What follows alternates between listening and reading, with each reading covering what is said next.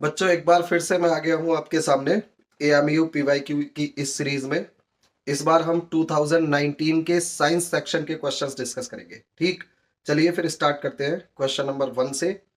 Crops are usually sown with the beginning of the first rain in July during the south west monsoon season. Monsoon season के starting में जो crop बोई जाती है उनको क्या बोलते हैं? वो होती है, क्या होती है? खरीफ। ठीक। अच्छा, question 2। All living cells and many of the tiny organelles internal to cells are bounded by thin membranes. These membranes are composed of primarily. जो ये मेम्ब्रेन होती हैं सेल्स के ऊपर, है ना, और ऑर्गेनेलीज के ऊपर, उनको क्या बोलते हैं, है ना? ये होती है फोस्फोलिपिड्स। फाइन। देन क्वेश्चन 2 पे पहुंचते हैं। Number of nuclei present in zygote. देखो जाइगोट में जो न्यूक्लियस बनता है, न्यूक्लियस एक ही बनता है, तो इसका आंसर क्या होगा? 1। Next, question 4। Insulin is a hormone produced by that allow body to use sugar glucose from carbohydrate in the food that you eat for energy or to store glucose for the future। तो pancreas होती है ना, जो hormone release करती है sugar के जो allow करती है शुगर को कार्बोहाइड्रेट से खाने में, जो हम खाना खाते हैं उसे फ्यूचर में ग्लूकोज के फॉर्म में स्टोर करने के लिए। ठीक। नेक्स्ट क्वेश्चन 5 पे चलते हैं। Human skeleton is composed of around bones at birth. Birth के टाइम पे पूछता है, समझ रहे? बर्थ के टाइम पे कितनी हड्डियां होती हैं, बोन्स होती हैं? तो बर्थ के टाइम पे हमारी बॉडी में बोन्स होती है अप्रोक्स 270, जो कि एज के साथ साथ जब एडल्ट होता है आदमी, तो ये लगभग कितनी बचती है? 206 के अराउंड बचती है। कुछ मिलके, है ना, चिपक जाती है, मिलके एक बोन बना लेती है कुछ बोन्स। तो बर्थ के टाइम कितनी होती है? 270 के अराउंड होती है। ठीक, तो इसका आंसर क्या होगा? 270 होगा। LPG used in Indian homes is a mixture of. LPG में कौन कौन सी दो गैसेस होती है? तो प्रोपेन और ब्यूटेन से मिलकर बनती है एलपीजी। नेक्स्ट क्वेश्चन नंबर 7 पे पहुंचते हैं। Non metal oxide such as dash and dash are responsible acid rain. Acid rain के लिए मैंने पहले भी आपको बताया था, एसिड रेन जो होती है उसमें एक तो सल्फर डाइऑक्साइड होता है SO2, और कुछ नाइट्रोजन के ऑक्साइड्स होते हैं, नाइट्रोजन के ऑक्साइड्स होते हैं, नाइट्रोजन ऑक्साइड्स, है ना? तो इसका आंसर क्या होगा? SO2 और नाइट्रोजन के oxides, sulphur dioxide and nitrogen oxides. Option B is correct. Fine. Dash is a group of living organism consisting of similar individual capable of exchanging genes or interbreeding, है ना? Jeans को exchange कर पाने की जो क्षमता होती है, या इंटरब्रीडिंग जिनकी हम कराते हैं, वो किसके अंदर कराते हैं? तो स्पेसीज में ही कराते हैं। फाइन, स्पेसीज में। Next, there are tiny particles in the air that reduce visibility, जिसकी वजह से विजिबिलिटी कम हो जाती है। छोटे छोटे पार्टिकल्स, दिल्ली में होगी आजकल तो तुम्हें पता होगा, एयर हैजी हो जाती है ना? तो कौन से पार्टिकल की वजह से होती है?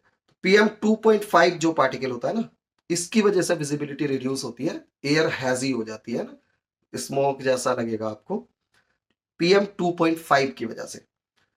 In eukaryotes all space inside the cell membrane but outside the nucleus। Cell membrane और न्यूक्लियस के बीच क्या होता है, कौन सा फ्लूइड होता है? तो इसमें देखो कोई ऑप्शन मैच नहीं कर रहा है, इसका आंसर होगा साइटोप्लाज्म। ठीक, साइटोप्लाज्म इसका आंसर होगा। तो इसका कोई मैच नहीं कर रहा है, जाहिर सी बात है, ऐसा क्वेश्चन होगा तो आपको बोनस मिलेगा या फिर क्वेश्चन को डिलीट कर दिया जाएगा। The small spherical body inside the nucleus. Nucleus के अंदर जो छोटी सी स्फेरिकल बॉडी होती है उसको क्या बोलते हैं? उसको बोलते हैं न्यूक्लियोलस। Nucleolus, nucleus, nucleolus. आसान है याद रखना। नेक्स्ट, ये क्या हुआ? Next is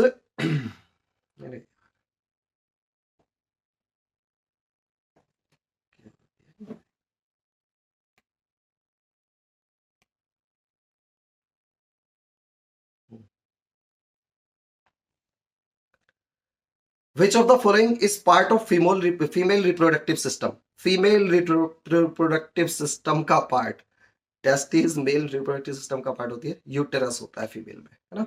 uterus. Then velocity of sound is greatest in. Solids में सबसे ज्यादा होती है साउंड की वेलोसिटी, उससे कम होती है लिक्विड में, और सबसे कम होती है गैस में, है ना। सॉलिड कौन है इसमें? Metal, liquid, gas, vacuum. Vacuum में तो साउंड चलती ही नहीं है, साउंड को मीडियम चाहिए होता है ट्रैवल करने के लिए, वैक्यूम में तो चलती नहीं है, सबसे फास्ट चलेगी मेटल्स में। Next, which of the following is best conductor of electricity? Silver best conductor है, दूसरे नंबर पे कॉपर। ठीक, सिल्वर बेस्ट कंडक्टर है, दूसरे नंबर पे कॉपर, तो इसका आंसर क्या होगा? सिल्वर।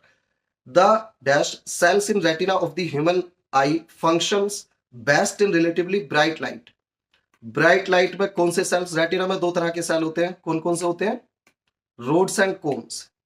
एक रॉड्स होते हैं, एक कोन्स होती है, दो तरह की सेल की बनी होती है रेटिना। रोड्स डिम लाइट में काम करती हैं, डिम लाइट के लिए सेंसिटिव होती है, कोन्स ब्राइट लाइट के लिए सेंसिटिव होती है। इसमें क्या पूछ रहा है? Function best in relatively bright light. Bright light में जो बढ़िया वो रेस्पॉन्स करती है, उनको क्या, वो कौन से सेल होते हैं? तो वो होते हैं आपके ब्राइट लाइट के लिए कोन्स। कौन इसका आंसर होगा। Next, which of the following metal is not extracted bye electrolysis? Electrolysis से कौन सा मेटल इसमें से एक्सट्रैक्ट नहीं होता है? आयरन को हम इलेक्ट्रोलिसिस से एक्सट्रैक्ट नहीं करते हैं। लुइस पास्चर और एमिल रॉक्स बहुत फेमस है भाई, इन्होंने एक वैक्सीन डिस्कवर की थी, कौन सी? रेबीज के लिए। फाइन, कुत्ता काटेगा रेबीज हो जाएगा, समझ रहे, उसके लिए इन्होंने किया था। कन्हा नेशनल पार्क कहाँ है? कन्हा नेशनल पार्क एमपी में है, मध्य प्रदेश में, रट्टा मारो। Then which of the following hormone is essential for growth के लिए, है ना, जो ह्यूमन बींग्स, बच्चों की जो हाइट बढ़ती है उसके लिए कौन सा hormone? Thyroxine. Dash is process by which nitrogen in earth atmosphere is converted into ammonia और other molecules available to living organism. बात को थोड़ा घुमा दिया, मतलब वही है, पहले भी कई बार ये सवाल आ चुका है नाइट्रोजन फिक्सेशन का, है ना, नाइट्रोजन साइकिल का, नाइट्रोजन फिक्सेशन, कि भाई एटमॉस्फेयर में जो नाइट्रोजन है उसे सुइटेबल फॉर्म में कन्वर्ट करता है एक बैक्टीरिया जिसे हम बोलते हैं राइजोबियम। ठीक, और फिर प्लांट्स उस गैस को यूज कर सकते हैं सुइटेबल फॉर्म में, प्लांट्स एनिमल्स यूज कर सकते हैं, और इस प्रोसेस को हम बोलते हैं nitrogen fixation. Nitrogen fixation, nitrogen fixation, तो इसका आंसर होगा नाइट्रोजन फिक्सेशन। नेक्स्ट चलते हैं, polyester is the category that is made up of repeated units of. Polyester, है ना, किस चीज की रिपीटेड यूनिट से बना होता है? पॉलीएस्टर। पॉली मीन्स मैनी, है ना, पॉली मीन्स मैनी, एस्टर्स, ठीक, polyesters. Next, when we press the bulb of a dropper with its nozzle kept in distilled water।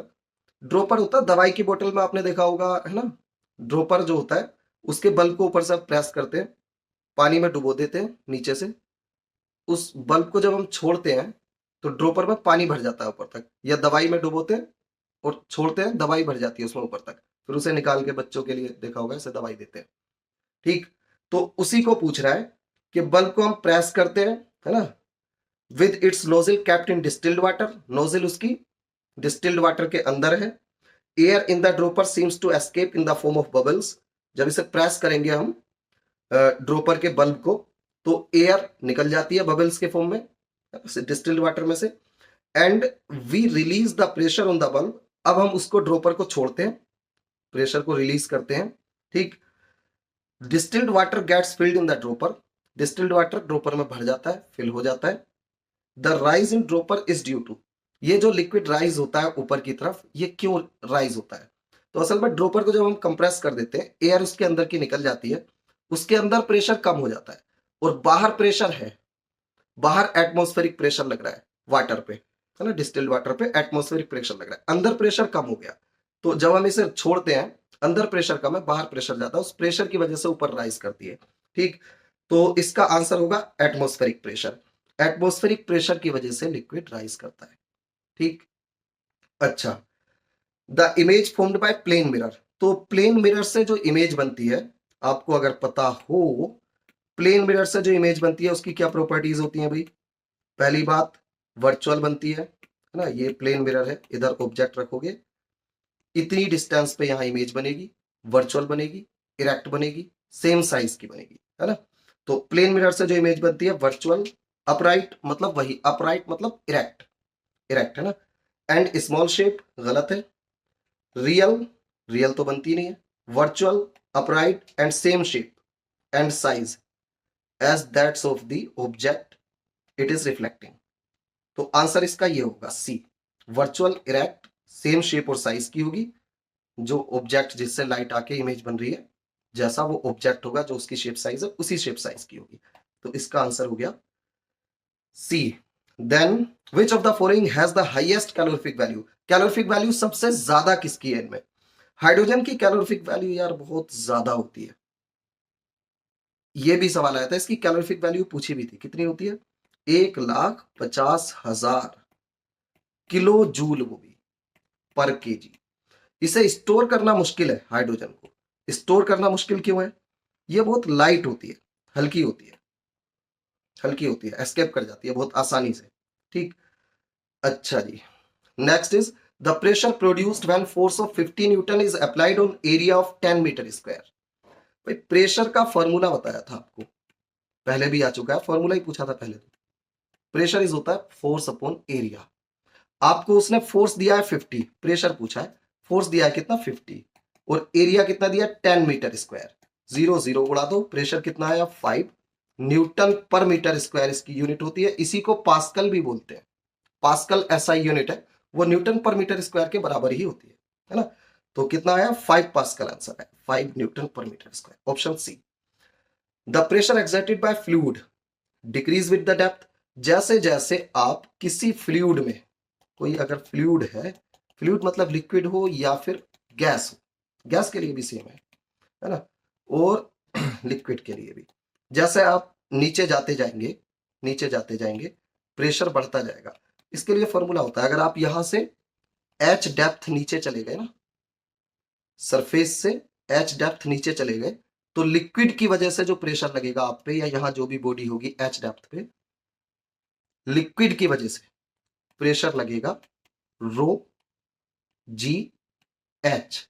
Rho density होती है लिक्विड की, जी एक्सेलरेशन ड्यू टू ग्रेविटी, और H ये depth, height या depth जो भी लो, ये डेप्थ, ये वाली डेप्थ, जितनी नीचे आप चले गए लिक्विड में, तो एच जितना ज्यादा होगा पी उतना ज्यादा होगा। Pressure exerted by fluid decreases with depth, गलत है, जैसे जैसे आप नीचे जाएंगे डेप्थ बढ़ेगी, प्रेशर भी इंक्रीज होगा, increases with depth, option B correct है। फाइन, आगे चलते हैं। Ball bearings are used to increase friction. देखो बॉल बियरिंग्स में हम क्या करते हैं, स्लाइडिंग फ्रिक्शन को रोलिंग फ्रिक्शन में कन्वर्ट करते हैं। आपने अगर बॉल बियरिंग देखा हो तो होता क्या है, अंदर की तरफ है ना, एक ये होती है रिंग, यहां पे छोटी छोटी हम ये बॉल्स लगाते हैं आयरन की, छोटी छोटी बॉल्स, और इसके ऊपर एक होती है रिंग, यूं ऐसे होते हैं। तो असल में क्या होता है ना, ये जो बॉल्स लगी होती हैं छोटी छोटी, ये आयरन की जो बॉल्स लगी होती हैं, इनका काम होता है, अब जब ये घूमेगा ना तो ये रोल करेंगी, ये बॉल्स रोल करेंगी, तो स्लाइडिंग फ्रिक्शन को रोलिंग फ्रिक्शन में कन्वर्ट करता है कौन? Ball bearing. Ball bearing sliding friction को रोलिंग फ्रिक्शन में कन्वर्ट करता है, और रोलिंग फ्रिक्शन बहुत ही कम होता है, बहुत कम होता है, सबसे कम रोलिंग फ्रिक्शन ही होता है, रोलिंग फ्रिक्शन बहुत कम होता है। तो बॉल बियरिंग का काम है स्लाइडिंग फ्रिक्शन को रोलिंग फ्रिक्शन में कन्वर्ट करना, और रोलिंग फ्रिक्शन होता है बहुत ही कम। तो बॉल बियरिंग का काम क्या हुआ, फ्रिक्शन को बहुत ज्यादा कम करना, फ्रिक्शन को कम करने के लिए यूज होता है। Increase friction, decrease friction, decrease करने के लिए यूज होता है, option B. When electrolysis of water is carried out, water होता क्या है, वाटर इज H2O। तो H2O का अगर इलेक्ट्रोलिसिस आप करोगे, है ना, तो क्या बनेगा, दो मोलिक्यूल इसके लो, तो बनता क्या है, H2 के दो मोलिक्यूल निकलते हैं, एक O2 का मोलिक्यूल निकलता है, हाइड्रोजन और ऑक्सीजन निकलती है, ठीक। हाइड्रोजन ऑक्सीजन से ही बना होता है, H2O होता है ना, तो H2O हाइड्रोजन ऑक्सीजन से बना है, तो क्या निकलेगा, हाइड्रोजन ऑक्सीजन ही निकलेगी, ठीक। Hydrogen gas only, oxygen only, both hydrogen and oxygen इसका आंसर होगा। A point at the ground level below which an earthquake originate is called, है ना, जहां पे जैसे मान लो ये अर्थ है, दिस इज अर्थ, ठीक, यहां पे हम रहते हैं, अर्थक्वेक आया इस पॉइंट के जस्ट नीचे, यहां पे उसका सेंटर था अर्थक्वेक का, यहां से ओरिजिनेट हुआ, यहां से ओरिजिनेट हुआ अर्थक्वेक। तो जिस पॉइंट पे ओरिजिनेट होता है, इसके जस्ट ऊपर वाला जो पॉइंट होता है ना, ये इसको बोलते हैं एपीसेंटर, एपीसेंटर बोलते हैं ना। रिश्टर तो स्केल होता है, रिश्टर स्केल, जिससे मैग्नीट्यूड हम मेजर करते हैं, किसका, अर्थक्वेक का मैग्नीट्यूड है ना। ये है फॉल्ट, अलग चीज है, फॉल्ट रॉक्स के बीच फिसल जाती है, उनके बीच की जो जगह होती है वो फॉल्ट। वॉल्केनो समझते हैं, है ना, अर्थ जब कहीं कहीं ऐसा होता है अंदर प्रेशर की वजह से बस्ट हो जाती है, फिर उसमें से लावा निकलता रहता है, वो वॉल्केनो कहते हैं उसको। कैलिडोस्कोप, कलर कॉम्बिनेशन के लिए जो यूज होता है ना, कैलिडोस्कोप। तो कैलिडोस्कोप में जो 3 मिरर लगाते हैं उनके बीच एंगल कितना होता है ना, तो कैसे लगाते हैं, अगर आपको ध्यान हो, ऊपर से देखेंगे तो ऐसे लगेंगे वो, है ना, समझ रहे, एक मिरर, दूसरा मिरर, तीसरा मिरर, तो इनके बीच एंगल 60 डिग्री होता है, तीनों के बीच 60 60 60 इक्विलेटरल ट्रायंगल ऐसे बन रहा होता है, ठीक। तो आंसर क्या होगा इसका, 60 डिग्री कैलिडोस्कोप का। Which of the following is primarily used in preparation of smoke screens? Smoke screens, कोई आर्मी आगे से आ रही है, उसे आगे स्मोक छोड़ देते हैं, है ना, एक शील्ड बना देते हैं, समझ लो, स्मोक छोड़ दिया ताकि आने में उसे दिक्कत हो दुश्मन को, है ना। तो स्मोक स्क्रीन बनाने के लिए हम प्राइमरीली क्या यूज करते हैं, फोस्फोरस का यूज होता है इसमें, फोस्फोरस, ठीक। An instrument use to measure the pressure of liquid at different depth. देखो बैरोमीटर जो होता है ना, बैरोमीटर, इससे हम एटमॉस्फेरिक प्रेशर मेजर करते हैं। एटमॉस्फेयर में जो एयर है, ये जो प्रेशर लगाती है, एक्सर्ट करती है हमारी बॉडी पे, या है ना, उसे हम बैरोमीटर से मेजर करते हैं। बैरोमीटर एटमॉस्फेरिक प्रेशर मेजर करता है, एटमॉस्फेरिक प्रेशर, है ना। मैनोमीटर जो होता है, मैनोमीटर, ये गोज प्रेशर मेजर करता है। मैनोमीटर मेजर करता है हमारा एब्सोल्यूट प्रेशर, या समझ लो लिक्विड की वजह से प्रेशर, सीधी सी बात, pressure due to pressure of liquid, ये मेजर करता है कौन, मैनोमीटर। तो अलग अलग डेप्थ पे किस चीज से हम प्रेशर मेजर करेंगे, मैनोमीटर से यूज करेंगे, मैनोमीटर, समझे। Then loudness of sound is determined by, loudness, ये सवाल भी पहले आ चुका है। लाउडनेस जो होती है, लाउडनेस को हम एम्पलीट्यूड से मेजर करते हैं। लाउडनेस ज्यादा, लाउडनेस एम्पलीट्यूड के डायरेक्टली प्रोपोर्शनल है, सीधी सी बात है, समझो, एम्पलीट्यूड के स्क्वायर के प्रोपोर्शनल है। एम्पलीट्यूड बढ़ाओगे तो लाउडनेस भी बढ़ेगी, ठीक, लाउडनेस भी बढ़ेगी, सीधी बात। तो एम्पलीट्यूड से डिटरमाइन होती है लाउडनेस। एक सवाल और बार बार जो रिपीट होता है, पिच किस चीज से डिटरमाइन होती है, पिच डिटरमाइन होती है फ्रीक्वेंसी से, पिच फ्रीक्वेंसी से डिटरमाइन होती है, फाइन। अच्छा, then electrical resistance of the circuit, अगर आपको याद हो formula, V equals I R, Ohm's law बोलते हैं उसको, Ohm's law, V voltage, I current, R resistance. उसने पूछा resistance of circuit is defined as, तो I को इधर ले जाओ, R equals V upon I, तो रेजिस्टेंस क्या हुआ, V अपॉन I हुआ, है ना, वोल्टेज अपॉन करंट। तो उसने यही पूछा, resistance of circuit is defined as product of voltage applied to electrical current, नहीं। दूसरा क्या बोला है, ratio of voltage applied to electrical current, voltage upon current, ये सही है ना, ये ठीक है। तो आंसर होगा ये B, ratio of voltage applied to electrical current which flows through it, ठीक है भाई। तो ये आपका कंप्लीट हो गया, बाकी और भी आपको PYQs चाहिए तो हमारे चैनल को सब्सक्राइब कर लीजिए। Thank you.